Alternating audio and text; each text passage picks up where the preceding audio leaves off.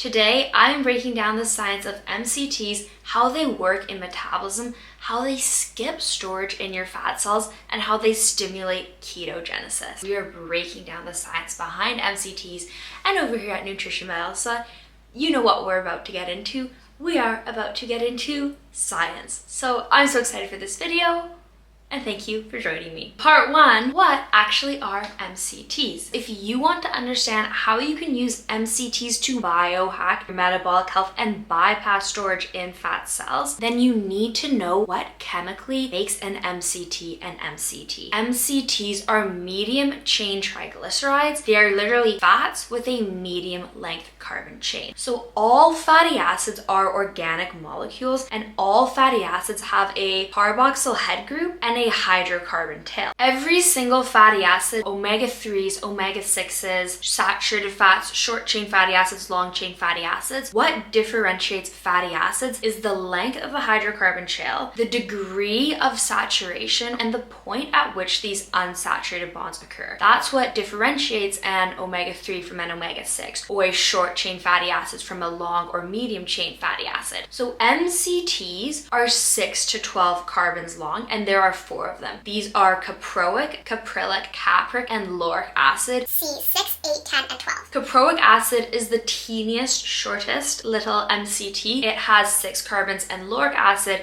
it has 12 carbons. It is the longest MCT. And if you've seen any of my What I Eat in a Day videos, you know that I'm literally obsessed with goat's milk and sheep's milk. Well, the MCTs have literally been named after goats. Capre is how you say goat in Latin, and goat's milk is so high in all these MCTs that they are literally named after goat. Moving on. Long chain fatty acids, these are all 14 to 20 carbons long, and these are things like palmitic acid and stearic acid, which have 16 and 18 carbons. Palmitic acid is very high in palm oil, canola oil, and other oils. And palmitic acid is also the type of fat that your body likes to tuck away and store in its fat cells. Your fat cells are pretty much loaded up with triglycerides, all of palmitic acid and stearic acid. Your fat cells are not making triglycerides of medium chain fatty acids. Your fat cells like to store long chain fatty acids. And then short chain fatty acids, these are short, very teeny tiny. They are 2 carbons, 3 carbons, and 4 carbons long. And the short chain fatty acids, there are only 3 of them, which we talked a little bit about in the kombucha video. These are acetate, propionate, and butyrate. And fun little fact about propionate is that your body can absorb propionate into the blood. And when that propionate arrives at your liver, propionate can turn off the enzyme HMG-CoA reductase, and HMG-CoA reductase is like the critical control point over endogenous cholesterol synthesis. So if you have more propionate in circulation, some of that propionate can be acting on your liver to decrease cholesterol production. And honestly, if the only thing you know about fats is that they're just really dense in calories, then the information I'm about to share with you is going to make the chemistry of this all just make so much sense. Did you know that the length of the hydrocarbon chain, the length of the fatty acid, is what determines its caloric density? This means that because long chain fatty acids are literally longer, they have higher caloric density than medium chain fatty acids or short chain fatty acids, which pretty much have 0 caloric density. Back to your chemistry basics. Energy is stored in high energy carbon-carbon covalent bonds. So because the carbon-carbon bonds are what actually store the calories, if a fatty acid has a shorter, smaller hydrocarbon tail with 6 carbons instead of 16 carbons, this fatty acid literally stores less energy. It therefore has less calories.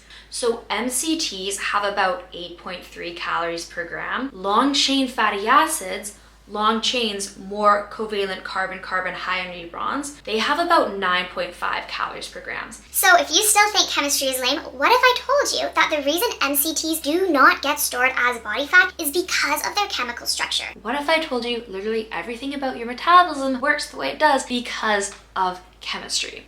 So let's just clarify. Fat cells are very good at storing fat. They're fat cells. That is literally their job. That's what they have been designed to do. However, fat cells are not specialized to store cholesterol or phospholipids or MCTs, and definitely they are not storing short chain fatty acids. Fat cells are specialized to store triglycerides of long chain fatty acids. So if you were to go zoom in on a fat cell, you would see that it's full of all these triglycerides of palmitic acid and stearic acid, and maybe there would be like some omega-3s, 6, 7s, and 9s in there, but primarily what you find inside a fat cell is this huge collection of stored triglycerides that all have palmitic acid and stearic acid, these long chain fatty acids that contain a lot of energy. What you are not finding in your fat cells is MCTs, and the reason is because MCTs do not represent the same amount of energy as a long chain fatty acid does. Your fat cells would way rather store something that has more calories, represents more energy, than something that has a little bit less energy. And understanding these chemical differences between MCTs and long chain fatty acids is so critical because it even affects how these things are absorbed differently. When you are absorbing long chain fatty acids, they are absorbed into systemic circulation via chylomicrons. And a chylomicron's primary job is to deliver dietary fats from your food to fat cells for storage. And once the chylomicron has done this, it's filled the adipose tissue with all these lipids and all your food fat. Then it delivers the remainder of its contents, cholesterol, phospholipids, beta-carotene, vitamin A. It delivers those to your liver. But your chylomicron shows up to your liver after it has put these fats in your fat cells. And this is so critical to understand, because this means that when you are absorbing these long chain fatty acids, first thing that your body does is it stores them in fat cells as body fat. It is not burning them first. And this is a critical distinction between long chain fatty acids and MCTs. MCTs are not as big. When MCTs are being absorbed, they enter into your hepatic portal vein and they get directly transported to your liver first. Once these MCTs start showing up at your liver, again, because they are just a teeny little bit smaller, they can diffuse into your mitochondria and stimulate ketogenesis. MCTs are not going to your fat cells for storage. They are being converted into ketones. Then those ketones get released into your blood and they can travel to your brain or to your organs or to your muscle, where they are improving cognitive function. You can tell I haven't had my MCTs today. Where they're improving cognitive function, and where they are also acting as very, very, very excellent fuel molecules for your muscle or for helping increase performance in endurance sports. And if you're wondering, is there a way to biohack the system? Of course there is. On this channel, we do not simply learn science. We actually like to break down metabolism and biochemistry and nutrition so you can elevate your life using science-based tools in a practical manner. So what biohacks do I have for you today? These ones, honestly, they're pretty basic, pretty simple. We have already established that fat tissue, adipose tissue, is specialized to store triglycerides, specifically triglycerides of palmitic acid and stearic acid, since these have more carbons and therefore store more energy or more calories. This also means that if you're just eating too many calories or eating too much fat, these fat cells are going to keep on accumulating more fat, more triglycerides, and they are going to grow, and you're going to increase body fat and gain weight. And it is very easy for these fats to get into fat cells. In fact, 35%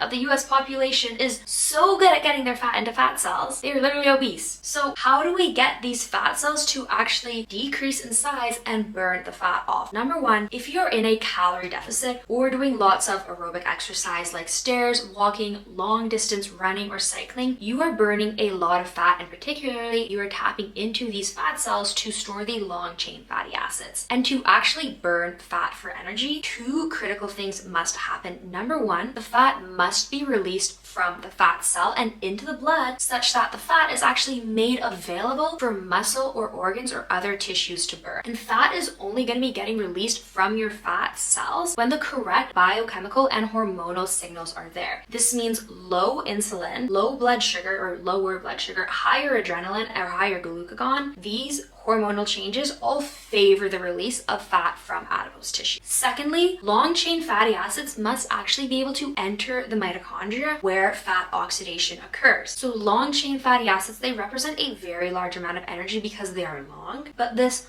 longness, this lengthiness of the long-chain fatty acid also represents a teeny little bit of a problem because it cannot freely enter the mitochondria the same way medium-chain triglycerides can. So long-chain fatty acids, to actually oxidize them and turn them into energy, they get into the mitochondria via the carnitine shuttle. This is why bodybuilders or people on fat loss diets pulling out every single trick in the book might consider taking a carnitine supplement. This is because carnitine is said to promote fat oxidation. Carnitine can help you burn fat because carnitine is what escorts the long-chain fatty acid into the mitochondria such that you can actually burn it, torch it, make energy out of it. So my little biohacks for you here are, number one, you can do intermittent fasting where insulin levels drop and glucagon levels rise. This hormonal shift signals your fat cells to begin releasing lipids, shifting you into fat burning mode. And you can honestly get similar benefits from eating a carbohydrate restricted diet or going on walks first thing in the morning or increasing your exercise intensity and frequency. And you could consider supplementing with carnitine. So given that carnitine is what actually gets those fats into the mitochondria for fat oxidation, supplementing with carnitine, in theory, could promote fat oxidation and help with fat burning. And fat burning is literally what fat oxidation is. And if you want to further help your body burn more fat, eating less calories, eating less sugar, plus increasing exercise, honestly, they're the most powerful things you can do. So as we learned in today's wee little video, MCTs are an excellent way to stimulate and increase ketogenesis, get healthy fats that are going to superpower your brain, and also a source of fats that probably aren't going to end up getting stored in fat cells. And I hope you enjoyed this wee little video. In case you didn't notice, I did have a script, and if you want to read my script, you can go to my website, nutritionbyelsa.com. I will post the entire script there as a little blog post, so check it out, read it. You can find my sources and everything that you want to learn more about over there. Okay, goodbye everybody. Have such a lovely day and have some goat's kefir and C8 MCT oil, and I hope it makes you really smart and super healthy and full of energy and full of life. Okay, goodbye. Mwah.